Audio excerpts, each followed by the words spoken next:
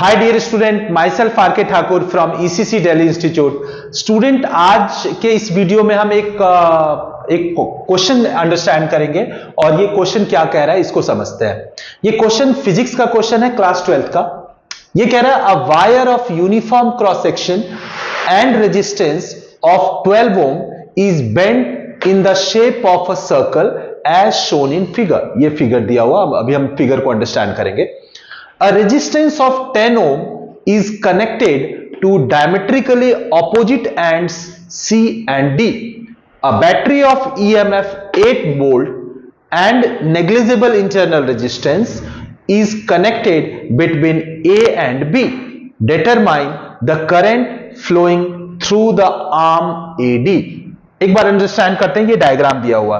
Basically ये 8 volt की battery से कनेक्टेड है और ये जो वायर है ना, ये वायर 12 ओम रेजिस्टेंस का है। इसको मोड़ के, बेंट करके उसको सर्कुलर शेप में दिया गया। ये 12 ओम रेजिस्टेंस है, उस वायर को मोड़ के एक सर्कुलर फॉर्म में दिया गया और इस सर्कल के दो डायमेट्रिकल पॉइंट सी और डी, इन दोनों से बेसिकली क्या पास किया है, 10 ओम का रेजिस्टेंस कनेक्ट कर दिया है, राइट।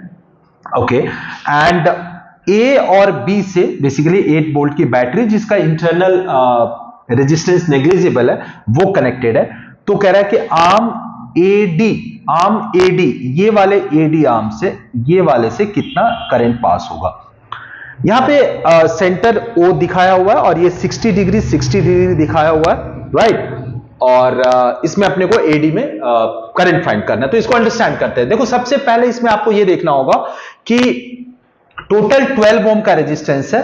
अब अगर आपने डायमेट्रिकली ऑपोजिट एक रेजिस्टेंस को कनेक्ट कर दिया तो हमारे कुछ सेगमेंट्स बन गए। हमारे कुछ जो टोटल लेंथ थी, बेसिकली ये पूरा सर्कल, ये सर्कल कितने पार्ट में डिवाइड किया हो गया, एडी, एसी, सीबी और बीडी, ये 4 पार्ट में डिवाइड हो गया, राइट। तो अपने को ये पता करना है कि अगर ये टोटल 12 ओम का रेजिस्टेंस था तो ये जो अब 4 पार्ट में डिवाइड हुआ, एडी, बीडी, बीसी और एसी, इसका क्या रेजिस्टेंस होगा। मींस टोटल की लेंथ तो पता है, बट हमें इन चारों सेगमेंट का रेजिस्टेंस पता करना होगा।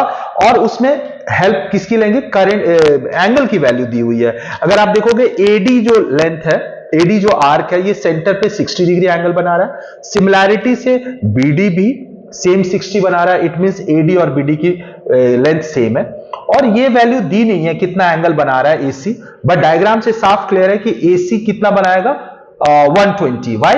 बिकॉज ये पूरा ए डी बी, ये पूरा एंगल अगर 120 है, अगर ये पूरा 120 है तो ये रिमेनिंग एंगल कितना हो जाएगा, 360 माइनस 120 विच इज 240।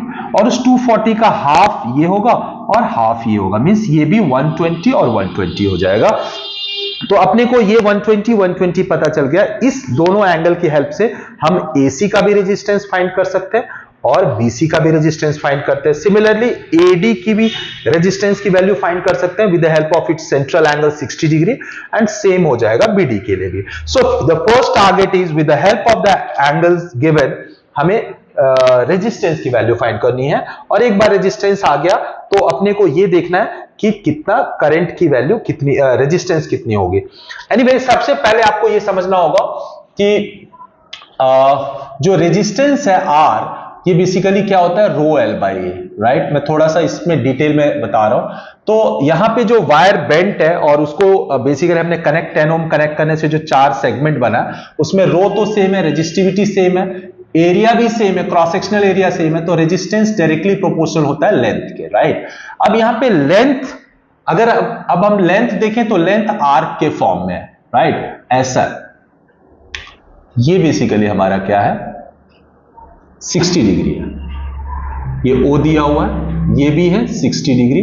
ये है हमारा A D B, A D B, और ये क्या दिया हुआ है, सी दिया हुआ है, राइट। तो अपने को आर्क एडी निकालना है ना, ये आर्क एडी निकालना है। तो एडी क्या होगा, तो ज्योमेट्री से हमें पता है कि जो आर्क की लेंथ होती है, आर्क एडी, इसको हम क्या लिख सकते हैं, अगर हमें वो सर्कल का एक मेंसुरेशन का फॉर्मूला पता होगा तो ये क्या होता था, अगर ये एंगल थीटा हो और ये रेडियस है r, ये लेंथ होती है क्या, आर्क लेंथ l। तो l क्या होता था, l होता था theta upon 360 into total length 2 पाई r, सरकमफेरेंस मतलब 2 पाई r, ये फॉर्मूला होता है। तो यहां पे अगर हम देखेंगे तो हम लेंथ ऑफ एडी क्या बोल सकते हैं, लेंथ ऑफ एडी हमारा हो जाएगा 360 सॉरी थीटा, थीटा क्या है हमारे लिए, एडी के लिए क्या है theta, 60 degree, 60 theta upon 360, 60 upon 360 into 2 pi R, 2 pi R यहां पे टोटल वायर की लेंथ हो जाएगी विच इज गिवन 12 मीटर। तो यहां से हमें बेसिकली ये समझना है कि एडी की अगर मुझे लेंथ चाहिए, एडी वायर की या एडी पोर्शन की, तो क्या हो जाएगा, सेंट्रल एंगल 60 बाई 360 इंटू 12, 0 से 0 कैंसल, 6 से ये 2, सो ऑब्वियसली हमारी क्या हो जाएगी 12 ओम रेजिस्टेंस हो जाएगा, right, because resistance directly proportional है लेंथ के। तो अगर लेंथ, इसकी लेंथ कितनी होगी, लेंथ बेसिकली क्या हो जाएगी, सेंट्रल एंगल 60 के प्रोपोर्शन में, सेंट्रल एंगल 60 के प्रोपोर्शन में एडी की लेंथ कितनी हो जाएगी, 60 बाई 360 इंटू 12 विच इज 12 ओम हो जाएगी, राइट। तो अभी हम एडी को लिख देते हैं 12 ओम, या इसको और अगर हम लिखे R AD, resistance of arm AD, ये हो जाएगा 2 ओम। सिमिलरली हम क्या फाइंड आउट कर सकते हैं, बीडी का क्या हो जाएगा, बीडी विल ऑल्सो बी 2 ओम, क्योंकि सिमिलैरिटी है, सेम सेंट्रल एंगल है, तो बीडी का भी क्या हो जाएगा 12 ओम। नाउ कम्स एसी का रेजिस्टेंस क्या हो जाएगा, इसको हम आर बीडी लिख दें, बेटर रहेगा। आर एसी क्या हो जाएगा, सेम लॉजिक से इसका एंगल कितना होगा, इसका एंगल होगा 120, बिकॉज ये 120 है तो ये भी 120 होगा, ये भी 120 होगा, राइट, डायमेट्रिकली अपोजिट है। तो ये हो जाएगा 120 theta upon 360 into total resistance, जो पूरे वायर की जो रेजिस्टेंस है वो 12 हो जाएगा, राइट। तो यहां से 3 4, so it will become R AC is 4 ohm, 4 ohm. So similarly R BC भी क्या हो जाएगा, 4 ओम हो जाएगा, क्योंकि सेम है, उसका भी सेंट्रल एंगल 120 है, इसका भी क्या है 120 है, राइट। सो अब आपको चारों आर्म का रेजिस्टेंस आ गया, एक का 2 ओम है, दूसरे का भी 2 ओम है, और तीसरे का 4 ओम, और चौथे का, फोर्थ का भी 4 ओम है। नाउ अब हम इस डायग्राम में अगर देखें तो यहां पे पॉजिटिव टर्मिनल से करंट आई स्टार्ट होगी, ये करंट आई स्टार्ट होगी, और यहां पे करंट को 2 पाथ मिल रहा है, एक करंट कुछ इधर जाएगी और कुछ इधर जाएगी। नाउ ये करंट यहां पे जाएगी और ये यहां पे आएगी।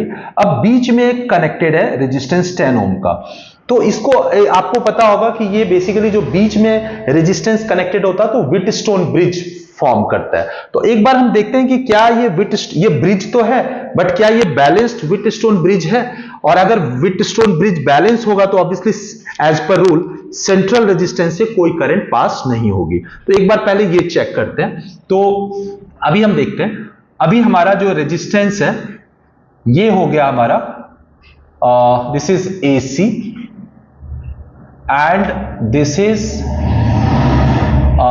सीबी, एंड ये हमारा रेजिस्टेंस हो गया how much, this is I think this is 4 ohm, this is 4 ohm, this is 2 ohm, and this is 2 ohm, right. So ए और ये क्या है, सेंटर में 10 ओम का रेजिस्टेंस है, राइट। यहां पे क्या दिया हुआ, ये दिया हुआ है डी। नाउ आपको पता है कि ये व्हिटस्टोन ब्रिज जैसा दिख रहा है, तो ये बैलेंस्ड है या नहीं है, इसको जरा हम देखते हैं। व्हिटस्टोन ब्रिज का रूल कहता है कि ऑपोजिट आर्म के रेजिस्टेंस का प्रोडक्ट इक्वल अगर होगा तो सेंट्रल रेजिस्टेंस से, ये जो बीच में कनेक्टेड है, इससे करंट पास नहीं होगा। तो अभी हम देखते हैं, ये हमारा 2 है, इसके ऑपोजिट में 4 है, तो 2 इंटू 4 कितना हो जाएगा 8 ओम, राइट। एंड सिमिलरली ये वाला क्या है 2 है और इसके ऑपोजिट में 4 है, तो इसका भी प्रोडक्ट क्या हो जाएगा 2 इंटू 4 8 ओम है। इट मींस ये बैलेंस्ड है, ये ब्रिज क्या है बैलेंस्ड है, और ये व्हिटस्टोन ब्रिज का बैलेंस्ड केस है, तो इसीलिए इस वाले रेजिस्टेंस से करंट पास नहीं होगी। मींस अगर मैं यहां से करंट पास कराऊं तो करंट इसमें जाएगी और इसमें जाएगी, 2 यहां पे डिवाइड होगी और उसके बाद यही वाली करंट इससे पास होगी, जो इसमें पास हो रही है वही इधर जाएगी। The current will not at all pass through the central resistance, और ये जो करंट यहां से आएगी फिर ये ऊपर भी नहीं जाएगी, इसका कोई वैल्यू नहीं है, इसका कोई इंपॉर्टेंस नहीं है यहां पे करंट पॉइंट ऑफ व्यू से। तो ये करंट ऐसे आएगी, ये वाली करंट ऐसे आएगी और दोनों यहां पे कंबाइन होकर फाइनली बैटरी को चली जाएगी। So this is the case, right. तो अब अपने को क्या निकालना है, इसमें वैसे इस क्वेश्चन में पूछा हुआ है determine the current flowing through the arm AD, AD इस वाले में पूछा हुआ है। तो ठीक है, हमारा जो करंट निकालना है, तो सबसे पहले हम क्या करेंगे, इस टोटल का इक्विवेलेंट रेजिस्टेंस निकाल लेंगे। अभी समझाने की वजह से यहां पे थोड़ा सा कॉम्प्लेक्स हो गया, अब मैं इसको सिंप्लीफाई कर देता हूं। इट इज समथिंग लाइक, अगर आप इसको समझोगे तो ऐसा कुछ दिया हुआ है, ये एक रेजिस्टेंस है, ये रेजिस्टेंस है, ये रेजिस्टेंस है and this is the resistance. Naming कर देते हैं, A, this is D, this is B and this is C, और यहां से ये 8 वोल्ट कनेक्टेड है। तो ये व्हीटस्टोन ब्रिज का बैलेंस केस हुआ, सेंट्रल से कोई करंट पास नहीं होगा तो उस रेजिस्टेंस को हमने रिमूव कर दिया या अज्यूम किया कि वो है ही नहीं। तो अब करंट यहां से पास होगी आई, ये कितना है, 4 ओम है, ये भी 4 ओम है and this is 2 ohm and this is 2 ohm. So it is now very simple circuit. क्या होगा इस पूरे का, ये 4 और 4 दोनों सीरीज में है, ये 2 और 2 सीरीज में है, तो 4 + 4 8 ओम और 2 + 2 4 ओम। 8 ओम और 4 ओम पैरेलल में हो गया, तो इसका इक्विवेलेंट रेजिस्टेंस निकाल लेते हैं और उस इक्विवेलेंट रेजिस्टेंस से 8 को डिवाइड कर देंगे तो क्या आ जाएगा, आई करंट आ जाएगा, और उस आई से बेसिकली फिर फाइनली एडी में करंट डिवाइडर रूल से हम करंट फाइंड आउट कर सकते हैं। लुक कैसे, तो सबसे पहले हम आर ए बी निकाल लेते हैं, इक्विवेलेंट रेजिस्टेंस। क्या हो जाएगा, equivalent resistance will be 1/RAB, या इसको हम शॉर्ट में भी कर सकते हैं। यू ऑल नो कि दो रेजिस्टेंस का प्रोडक्ट पैरेलल में जो इक्विवेलेंट रेजिस्टेंस होता है वो होता है R1 by R1 plus R2। तो यहां पे हमारा रेजिस्टेंस कितना है, 4 + 4 8 इंटू 2 + 2 4 by 8 + 4, ये हो जाएगा कितना, 8 into 4 by 12 3, so it will become 8/3। so 8/3 ohm is the equivalent resistance। तो अब हमारा क्या हो जाएगा, therefore मेन करंट I क्या होगा, main current I will be voltage Ohm's law से V/R इक्विवेलेंट, V/8/3, 3 ऊपर चला जाएगा, 8 into 3/8, so it will become 3 ampere. Means यहां से बैटरी से 3 एम्पियर मूव करेगी, राइट। नाउ अगर हम यहां पे करंट फाइंड आउट करें तो हम इसके थ्रू भी फाइंड आउट कर सकते हैं, इसके थ्रू भी फाइंड आउट कर सकते हैं। तो अपने को निकालना है एडी, मतलब अपने को IAD निकालना है, राइट। तो IAD, राइट, IAD क्या हो जाएगा, करंट डिवाइडर रूल से। तो करंट डिवाइडर रूल से IAD हो जाएगा main current 3 into opposite arm का resistance which is 4 + 4 8 divided by sum of resistance which is 8 + 4 12, 8 + 4 12, so it will become 3 4 जा 4 2 जा 2 एम्पियर का करंट पास होगा। किससे, एडी से।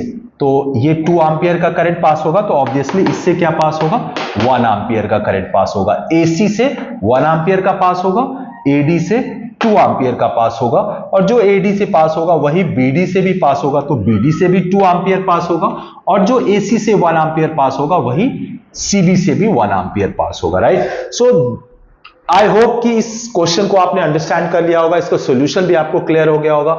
इस क्वेश्चन में बस एक ही कैच पॉइंट था कि हम जो टोटल रेजिस्टेंस दिया हुआ है तो हमारे जो फ्रेगमेंट्स हैं, इस फ्रेगमेंट्स के रेजिस्टेंसेस को कैसे निकालेंगे, और उसके लिए हमने सिंपल सा कॉन्सेप्ट लिया कि जो रेजिस्टेंस है वो लेंथ पे डिपेंड करता है, लेंथ सेंट्रल एंगल के डायरेक्टली प्रोपोर्शनल है, मींस रेजिस्टेंस सेंट्रल एंगल के डायरेक्टली प्रोपोर्शनल है।